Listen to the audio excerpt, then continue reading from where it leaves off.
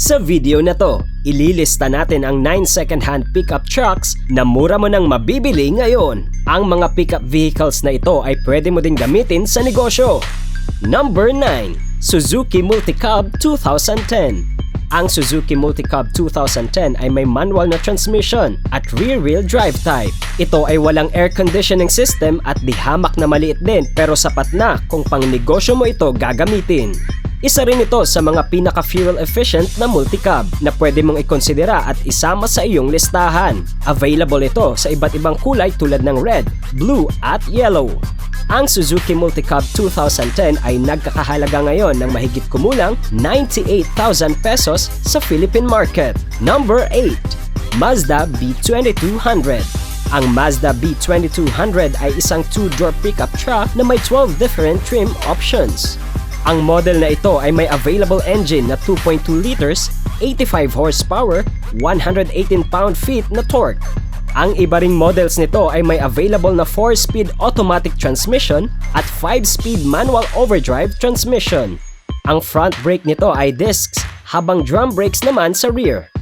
Ito rin ay may 2-way seat directional controls at ang front seat ay bench type. Ang Mazda B2200 ay nagkakahalaga ngayon ng mahigit kumulang 150,000 pesos sa Philippine market. Number 7. Nissan Pickup 2000. Ang 2000 Nissan Pickup ay may total na 3 seats at may 2 doors. Ito ay may 2.4 liter 4-cylinder engine habang rear-wheel drive naman ang drive type nito. Kung horsepower naman ang pag-uusapan, mayroon itong 143 horsepower. Ang fuel tank capacity nito ay 15.9 gallons at may fuel economy ratings na 22 miles per gallon sa city driving at 26 miles per gallon naman sa highway driving. Ang Nissan Pickup 2000 ay nagkakahalaga ngayon ng mahigit kumulang 180,000 pesos sa Philippine market. Number 6. 1996 Mitsubishi L200. Ang 1996 4x4 Mitsubishi L200 pickup ay may tatlong available engine na pwede mong pagpilian.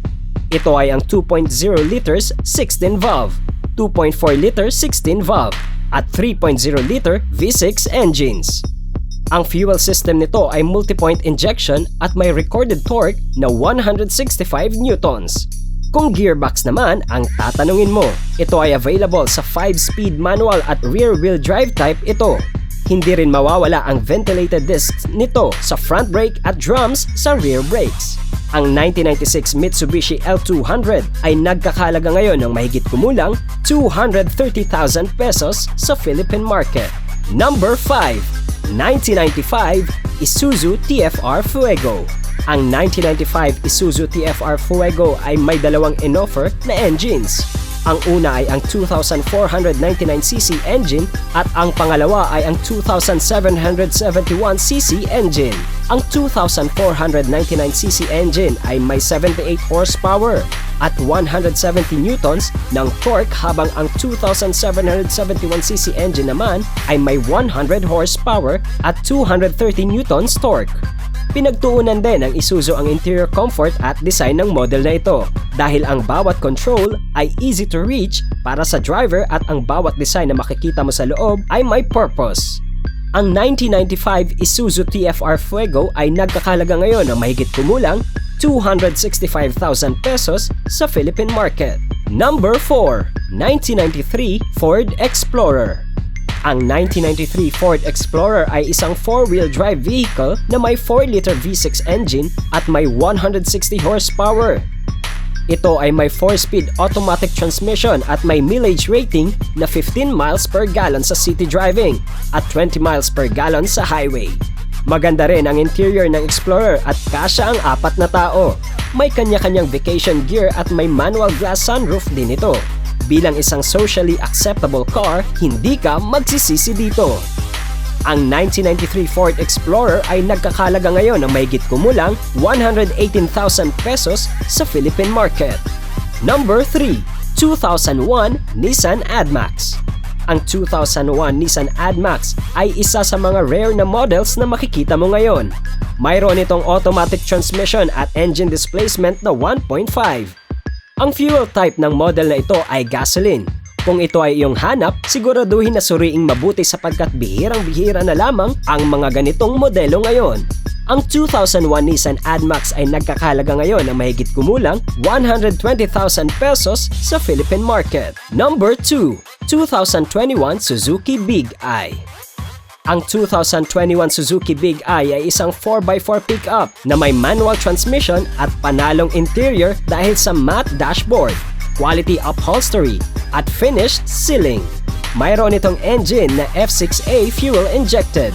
Ibig sabihin nito ay mas matipid ito sa pagkonsumo dahil ang engine ay tinutulungan ng electronic power. Ito rin ay powered by gasoline at di hamak na mas maliit kaysa sa ibang pickup. Kung ito ang iyong planong bilhin, maaari mo ring ipapersonalize ito at lagyan ng either half o full canopy.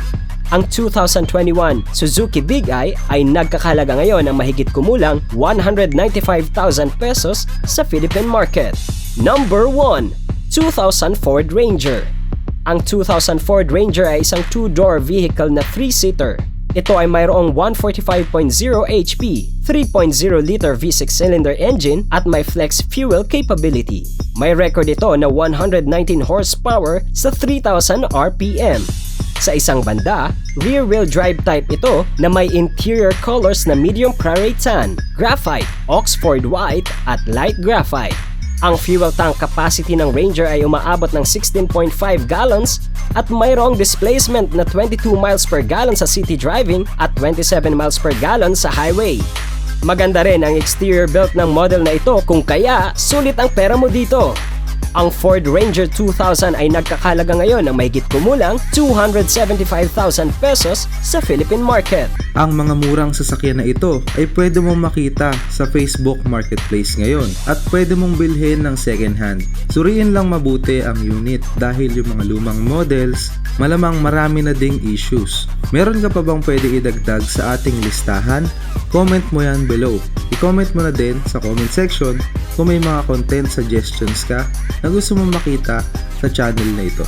Mag-like at subscribe na for more contents na katulad nito. Meron din kaming mga products at merch. Yung links nasa description. Salamat sa panonood!